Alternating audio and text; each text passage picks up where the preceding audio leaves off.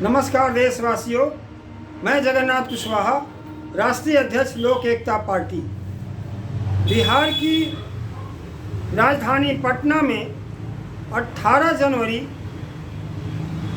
2025 को कांग्रेस के संविधान सुरक्षा सम्मेलन के बहाने क्या है सियासी माने और कैसे कांग्रेस को खड़ा करना चाहते हैं राहुल गांधी, यह एक विषय पूरे देश में गूंज रहा है। इस सम्मेलन का संचालन कर रहे थे आम आदमी पार्टी से इस्तीफा दिए और वर्तमान में कांग्रेस के नेता राजेंद्र पाल गौतम जी। इस सम्मेलन में प्रख्यात अम्बेडकरवादी प्रोफेसर रतन लाल को भी देखा गया, जो राहुल गांधी को बुके दे रहे थे और YouTube के माध्यम से हम लोग उनको बराबर सुनते रहते हैं और उनके जो बाबा साहब के ऊपर विचार हैं उससे हम लोगों को बड़ी प्रेरणा मिलती है। इन दो महान भावों को बिहार की धरती पर हम लोग देख करके हम लोगों के मन में एक भाव तो जगा ही कि दलित पिछड़े अल्पसंख्यकों के लिए कुछ जरूर यहाँ पर चिंतन हो रहा है। इस सम्मेलन में हमारे राजनीतिक गुरु शहीद जगदेव प्रसाद और माननीय रामस्वरूप वर्मा का भी उसमें चित्र लगाया गया था और इस चित्र तो लगाया गया था, लेकिन इस पर दृष्टिपात तो किसी ने नहीं किया। न जगदेव बाबू के क्या सोच थे, क्या विचार थे, माननीय रामस्वरूप वर्मा क्या चाहते थे। इन दोनों नेताओं ने जो बिहार की धरती पर आंदोलन जिन लोगों का चल रहा था 70 के दशक में, तो ये कैसे इस पर किसी भी व्यक्ति, किसी भी वक्ता ने दृष्टिपात नहीं किया। ज्ञातव्य हो कि 1970 के दशक में पूर्व प्रधानमंत्री श्रीमती इंदिरा गांधी जी ने के बुलावे पर शहीद जगदेव प्रसाद जी दिल्ली गए थे। उनके सामने यह प्रस्ताव रखा गया कि आप बिहार देखिए और हमारा समर्थन आप केंद्र के लिए करिए। जगदेव बाबू का जवाब था, जो लौट के आने के बाद उन्होंने बताया कि उन्होंने उनसे कहा कि मैडम, शेर और बकरी की दोस्ती कहाँ चलती है। यह कह करके वो चले आए थे और अपने अभियान में लपट गए।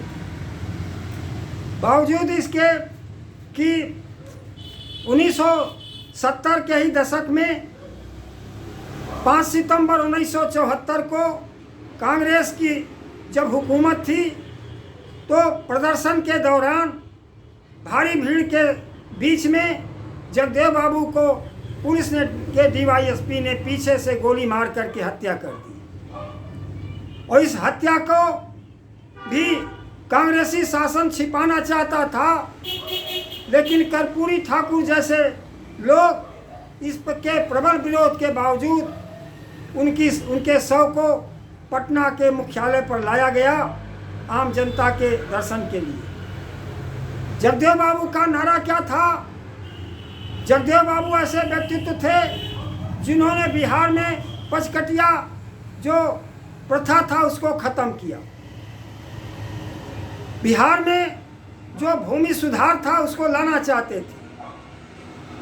आज भी बिहार में 500 एकड़ 1000 एकड़ के मालिक बैठे हुए हैं और आज़ादी के बाद से आज तक बिहार में भूमि सुधार का कोई कार्यक्रम अभी तक नहीं चला है। इस भूमि सुधार को जगदेव प्रसाद जी लाना चाहते थे और शिक्षा को मुक्त करा करके और इंसानी बस्ती बसाना चाहते थे बिहार के अंदर।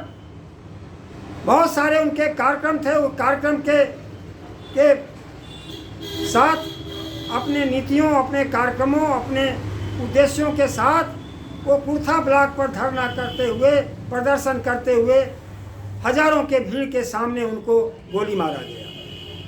नारा क्या था कि बाबा साहब के सपने ही शोषितों का नारा है।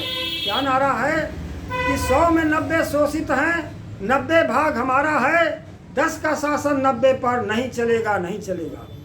आज़ाद भारत में सबसे ज़्यादा राज कांग्रेस ने किया है बिहार में, और उसके जब भी मुख्यमंत्री थे तो 10% समाज के लोग होते थे 10% के घर तो खूब खुशहाली बनी, लेकिन दलित पिछड़ों और अल्पसंख्यकों के पास जमीन का सुधार न होने के कारण इनको पलायन का सहारा लेकर के आज भी ये दिल्ली में, महाराष्ट्र में और आपके गुजरात में तमाम ऐसे जगहों पर जाते हैं रोजी रोटी की तलाश में। भूमि सुधार वहाँ का सबसे बड़ा मसला है। और जगदेव बाबू की हत्या के बाद 90 के दशक से पहले 70 और 90 के बीच में छात्रों का भी आंदोलन चला, जिसका नेतृत्व जयप्रकाश बाबू कर रहे थे। उस आंदोलन को तो जगदेव बाबू ने कहा आंदोलन सही है, लेकिन नेतृत्व इसमें गलत है। ये आंदोलन दूरगामी नहीं होगा, बहुत जल्दी धराशायी हो जाएगा और देश दुनिया के सामने वो देखा भी गया। और ये कहते हुए वो और उनका संगठन उसमें भाग नहीं लिया और अंत में 5 सितंबर 1974 को उनकी हत्या कर दी गई। कांग्रेस पार्टी में आज़ादी के बाद से ही 10% सवर्णों का उसके पार्टी में दबदबा रहा।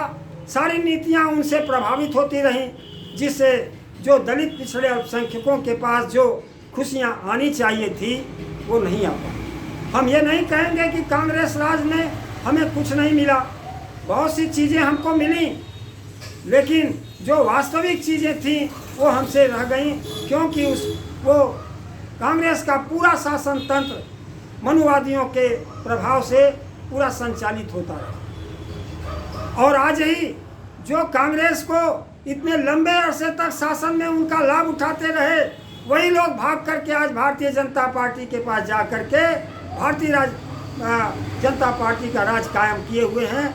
और आज भी वो चाहते हैं कि इस देश में संविधान को जमीन में गाड़ा जाए और मनुस्मृति चलाया जाए। मनुस्मृति के में पर विचार करने पर बाबा साहब ने तो 1927 में 25 दिसंबर को ब्राह्मण मित्रों के आग्रह पर मनुस्मृति की होली जलाई थी। बनारस हिंदू यूनिवर्सिटी के छात्र 13 छात्र, जिसमें सवर्ण छात्र भी हैं, वो केवल मनुस्मृति पर विचार करने के लिए बैठे थे और बीएचयू प्रशासन ने उनको पुलिस के हवाले करके संगीन धाराओं में उनको जेल में बंद कर दिया। स्पष्ट है कि आज बाबा साहब भी होते तो भी मनुस्मृति पर विचार करने बैठते तो इस देश की जो भाजपा सरकार है उनको जेल में डालती। अब बताइए, इस देश में संविधान बड़ा है, संविधान से देश चल रहा है। जब संविधान का देश है तो उसमें मनुस्मृति पर चर्चा अपराध कैसे हो गया?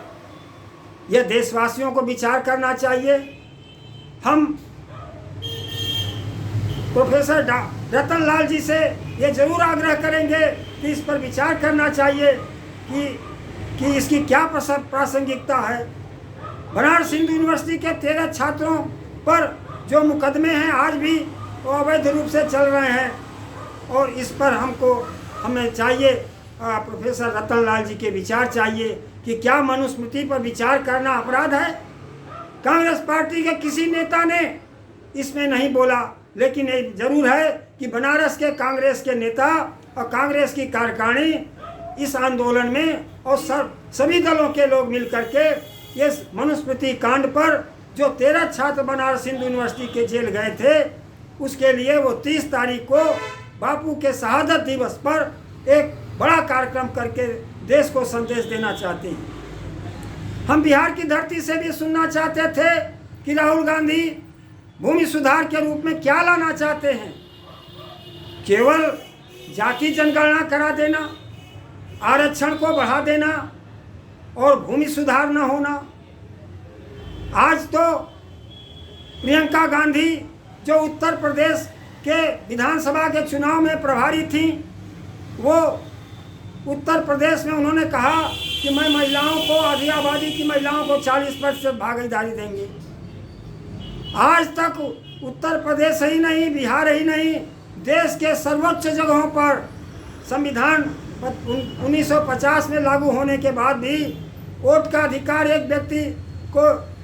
हर व्यक्ति को एक वोट का जज बनाया गया, लेकिन आधी आबादी की महिलाओं को आज भी संसद में और विधानसभा में टिकट न दे करके उनकी जो वास्तविक भागीदारी और वास्तविक जो उनकी उपस्थिति होनी चाहिए वो नहीं हो पाई।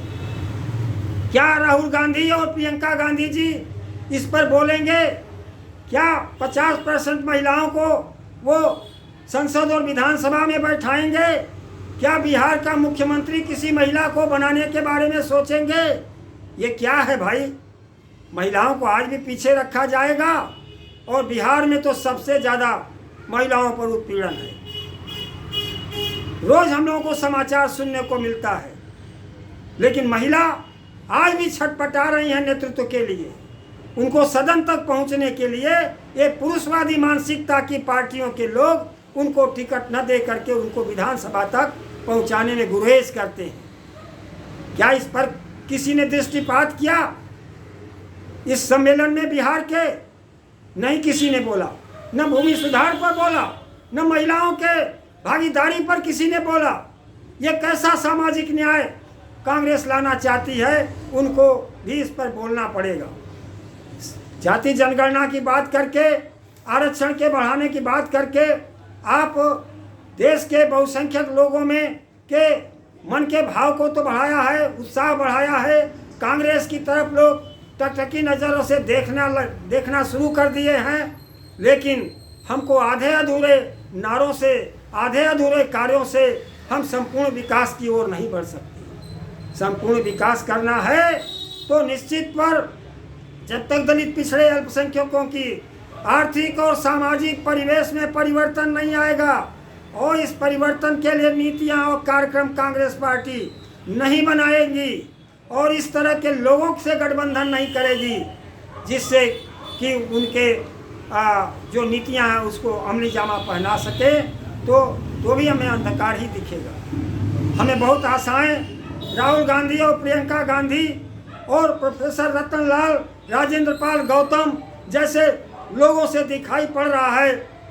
निश्चित तौर पर बिहार में जो अक्टूबर में चुनाव होने जा रहा है उस पर पूरे देश की नज़र है, पूरा देश देख रहा है और उस तरह से ऐसा बिहार बनाएं ताकि बिहार के इस परिवर्तन से, क्रांति की धरती से एक ऐसा बिगुल बजे कि देश में ऐसी लहर चले कि मनुवादियों का सफाया हो जाए देश से। इन्हीं बातों के साथ वाणी को विराम देता हूँ। बात अच्छी लगे तो इसको आप शेयर करके आगे बढ़ा दीजिए और हमारे इस चैनल को सब्सक्राइब करेंगे। धन्यवाद।